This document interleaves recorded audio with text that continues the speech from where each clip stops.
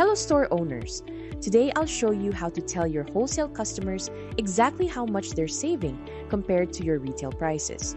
Right now on my shop, my customers can see their wholesale pricing on every product, but there's nothing here telling them how much they're actually saving on each item. Let's fix that. Let's head into the wholesale settings and open up the price tab.